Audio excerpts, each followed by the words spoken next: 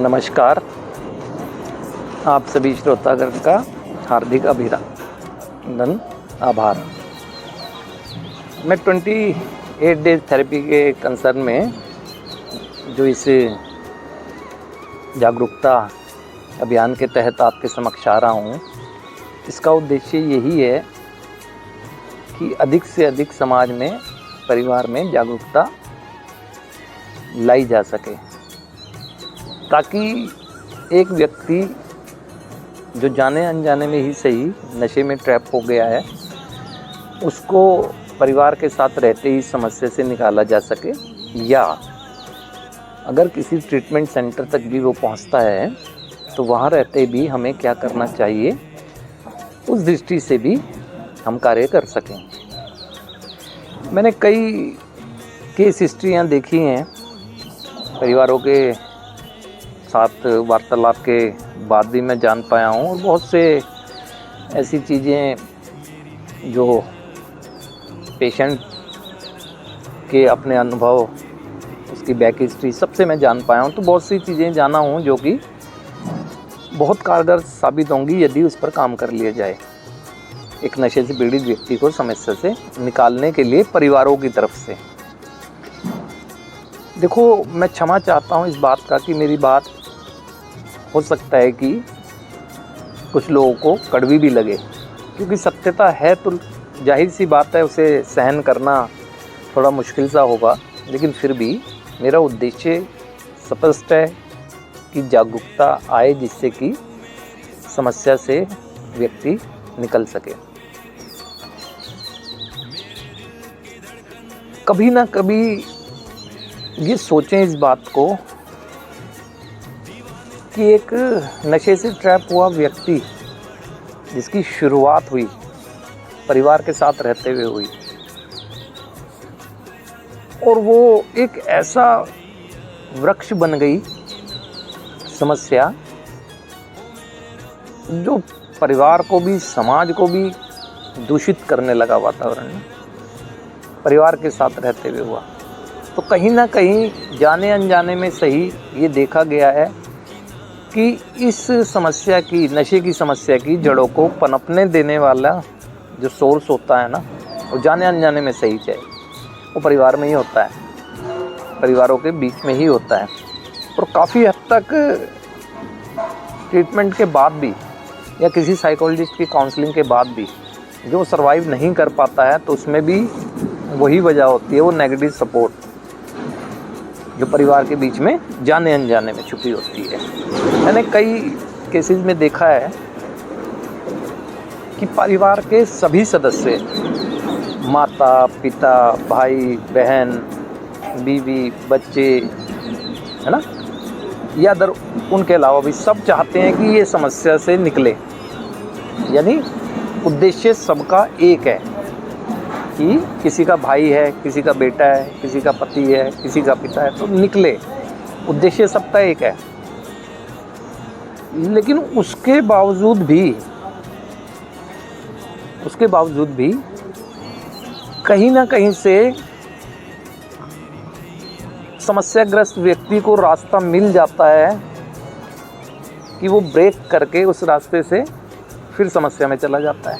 यानी कहने का मतलब ये हुआ, उद्देश्य सबका एक है, परिवार के सदस्यों का, समस्याग्रस्त व्यक्ति समस्या से निकले, लेकिन कहीं ना कहीं उनके आपसी जो विचार विमर्श है ना, या एक दूसरे को देखने का नज़रिया है ना, उस पर डिपेंड कर रही है वो स्थिति की वो बार बार जाकर फंस जा रहा है। जाहिर सी बात है, माँ सोचेगी तो एक माँ की फीलिंग से सोचती है ना, भाई सोचेगा अपनी फीलिंग से सोचेगा, बहन सोचेगी अपनी फीलिंग से, वाइफ अपनी से, बच्चे अपनी से, है ना। वो एक अलग बात है। चाहत भी सबकी है कि वो समस्या से निकले, यदि ईमानदारी भरी चाहत है भी तो है, फिर भी सब एक मंच पे इस समस्या से निकालने के लिए, इस समस्या से, नशे की समस्या से निकालने के लिए एक साथ होते हुए नज़र नहीं आते हैं। ये काफ़ी केसेस में मैं देख चुका हूँ, और इसीलिए बार बार समस्या में जाता है व्यक्ति। उसे रास्ता मिल जाता है इस बीमारी को, सोच की है ना, उसे पता होता है कि मैंने अपने ये इनसेन एक्टिविटी करना, यानी इस चीज़ को करने के लिए मुझे परिवार में कौन सा ब्रेक दीवार वो करनी है जहाँ से रास्ता मिल जाएगा। यानी क्यों परिवार इस समस्या से निकालने के लिए, जब सबका उद्देश्य व्यक्ति को निकालना है, तो इस समस्या के लिए एक क्यों नहीं होता कि हम सब संगठित हैं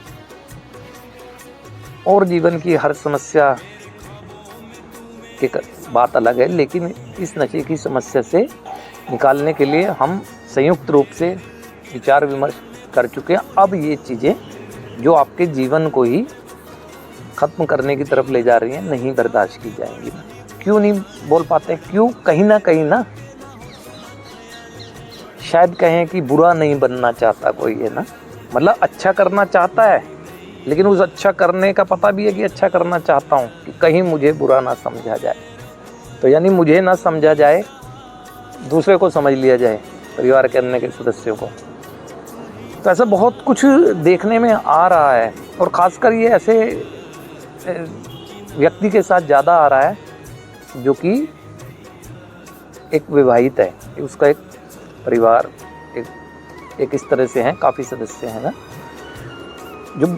जो समझदार हैं, बड़े हैं, सब चीज़ें हैं, लेकिन ऐसा देखने में आ रहा है कि उनके अपने बाहर वैचारिक मतभेद होने की वजह से पीड़ित व्यक्ति की बीमारी को फिर रास्ता मिल जा रहा है और वो नशे की तरफ चला जा रहा है। जो सॉफ्ट कॉर्नर पता होता है ना, क्योंकि हम जानते हैं इस बीमारी की प्रवृत्ति को ना, जो पीड़ित होता है वो एक सहानुभूति जिसे कहते हैं ना, एक सहानुभूति बटोरने वाला व्यक्तित्व होता है उसका, सिंपैथी गेनर जिसे कहते हैं ना, कि अगर भाई ने कुछ कहा तो बहन के पक्ष में चले गए, बहन ने कुछ कहा माता के पक्ष में चले गए, माता ने कुछ कहा पत्नी के पक्ष में चले, पत्नी ने कुछ कहा माँ के पास चले। वो क्योंकि बीमारी से निकलना नहीं चाहता है, वो उसमें एंजॉय करता है ना, उसे पता होता है माइंड गेम सब ना।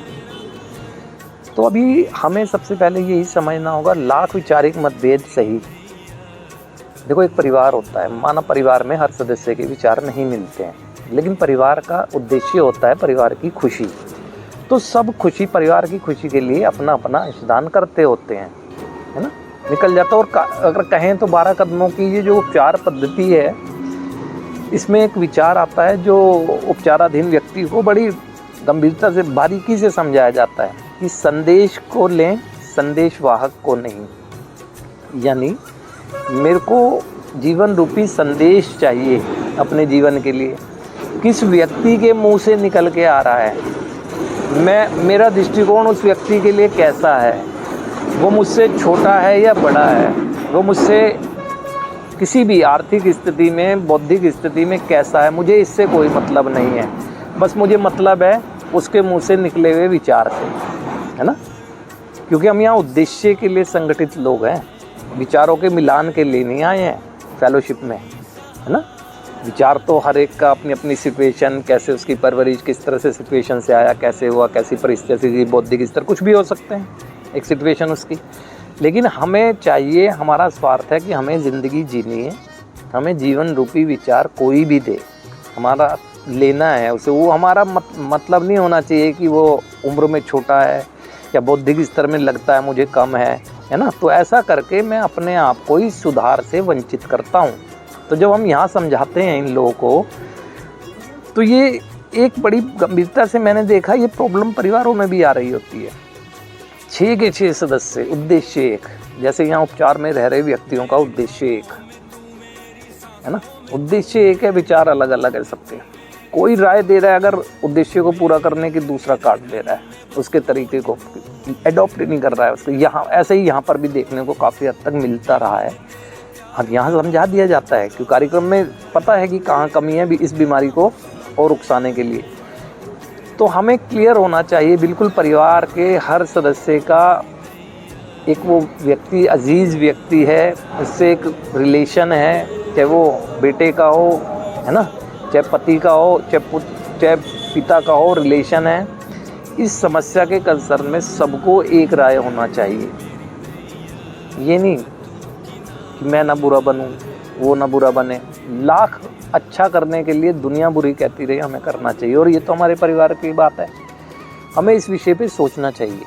क्योंकि मैं ये देखा है कि काफ़ी केस हिस्ट्रियों के बाद, जो इतना कुछ होने के बाद ना, मतलब परिवार बताता है बच्चे के बारे में कि हमारे पूरे ख़ानदान में इस जैसा बच्चा नहीं है, हमने कभी सोचा भी नहीं था कि ऐसा हो गया, है ना।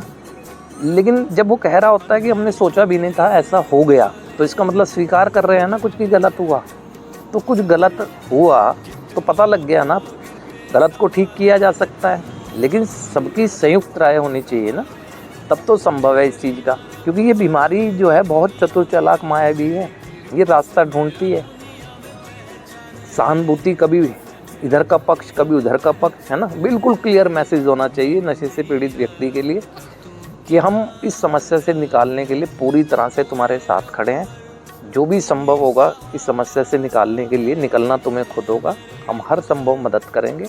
बाकी और कोई वैचारिक मतभेद हो तो बात अलग है किसी भी सदस्य से परिवार ना, तो तब जाकर, क्योंकि मैंने इसीलिए कहा कि फैमिली के बीच में इस बीमारी की जड़ों को पनपाने वाले तत्व होते हैं।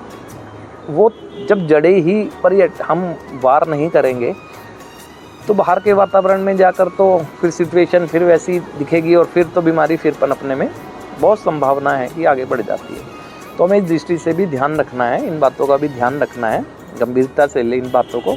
हमारे परिवार का अजीज सदस्य है, उसके जीवन की बात है, उससे जुड़े कई जीवनों की बात है। क्योंकि एक नशे से पीड़ित व्यक्ति सीधे सीधे कम से कम 10 लोग और अधिक से अधिक कहें तो 25-30 लोगों को प्रभावित करता होता है। तो एक व्यक्ति का प्रभाव इतने लोगों पर, तो अब जो प्रभावित लोग हैं उन्हें एक राय होना चाहिए इस समस्या से निकालने के लिए, तब समझें कि आपको सफलता मिलना संभव है।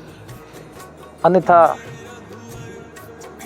जैसा चल रहा है फिर वैसा ही चलेगा, बीमारी बार बार उसी रास्तों को ढूंढती रहेगी जिस रास्तों से पहले वो पनपी है। तो मैं पुनः बुरी मेरी बात अगर कुछ लगी हो, कुछ ऐसे शब्द लगे हों जो कठोर हों, तो क्षमा चाहता हूँ। आप सभी भाइयों का हार्दिक आभार, अभिनंदन।